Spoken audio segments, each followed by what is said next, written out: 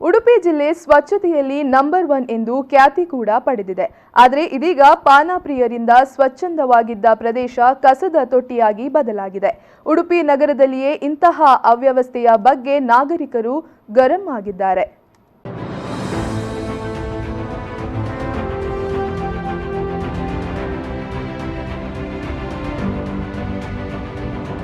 ಈ ಸ್ಥಳವನ್ನೊಮ್ಮೆ ನೋಡಿ. ಇದು ಉಡುಪಿ ಜಿಲ್ಲೆಯ ಅಜ್ಜರಕಾಡು ಪರಿಸರದಲ್ಲಿರುವ ಹುತಾತ್ಮ ಯೋಧರ ಸ್ಮಾರಕ.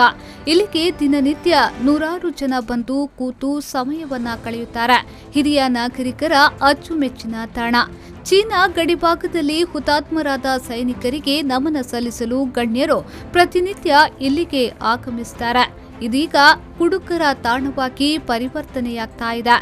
ಎಲ್ಲಿ ನೋಡಿದರಲ್ಲಿ ಮದ್ಯದ ಬಾಟಲಿಗಳು. ಆದರೆ ಸ್ಥಳೀಯ ನಗರಸಭೆ ಕಣ್ಣಿದ್ದು ಕುರುಡರಂತೆ ವರ್ತಿಸುತ್ತಿದೆ.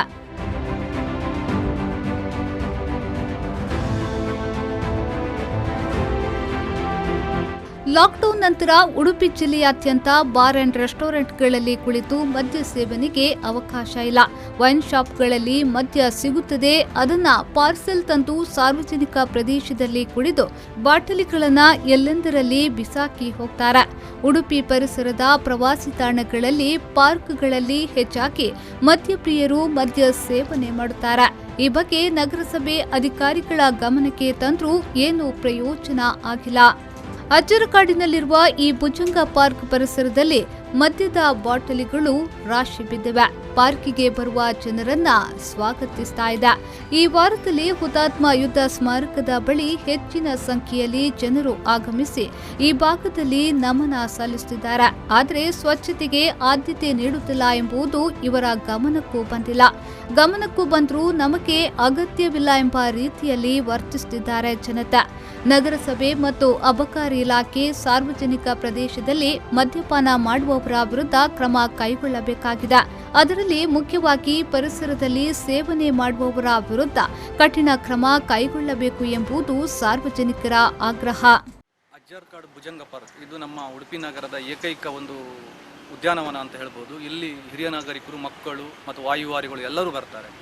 ಇಲ್ಲಿ ಏನು ಸಮಸ್ಯೆ ಎದುರಾಗಿದೆ ಅಂತ ಹೇಳಿದರೆ, ಇಲ್ಲಿ ಸಂಜೆ ಕತ್ತಲಾದಂತೆ ಇಲ್ಲಿ ಈ ಪಾನಗೋಷ್ಠಿಗಳು ನಡೀತಾ ಇರ್ತವೆ ಮತ್ತು ಅಲ್ಲಲ್ಲಿ ಬಾಟ್ಲಿಗಳನ್ನು ಎಸೆಯುವಂಥ ಕೆಲಸಗಳು ಈ ಕುಡುಕರಿಂದ ನಡೀತಾ ಇದೆ. ಈ ಪರಿಣಾಮ ಇಲ್ಲಿ ಏನಾಗಿದೆ ಅಂದರೆ, ಪಾರ್ಕ್ ಸುತ್ತಲೂ ಎಲ್ಲ ಕಡೆಯಲ್ಲಿ ಸಹ ಬಾಟ್ಲಿಗಳು ಬಿದ್ದು ಹೋಗಿವೆ. ಇದು ಕೆಲವರೆಲ್ಲ ಕುಡಿದ ಅಮಲಿನಲ್ಲಿ ಬಾಟ್ಲಿಯನ್ನು ಒಡೆದಾಕುವಂಥ ವಿಕೃತ ಕೃತ್ಯಗಳು ನಡೀತಾ ಇವೆ ಮತ್ತು ಅಮಲೇರಿದ ನಂತರ ಅವರದ ಮಾನಸಿಕ ಸ್ಥಿತಿ ಸರಿ ಇರುವುದಿಲ್ಲ.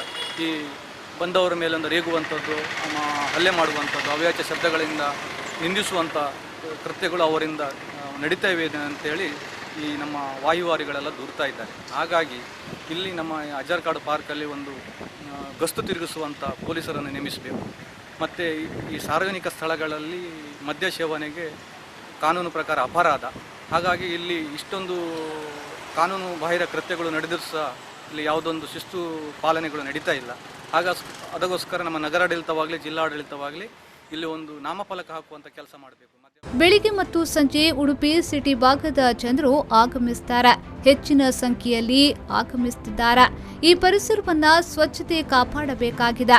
ಈ ವರದಿ ಬಿತ್ತರಗೊಂಡ ಮೇಲಾದರೂ ಕ್ರಮ ಕೈಗೊಳ್ಳುತ್ತಾರೆ ಎಂಬುದನ್ನು ಕಾದು ನೋಡಬೇಕಾಗಿದೆ.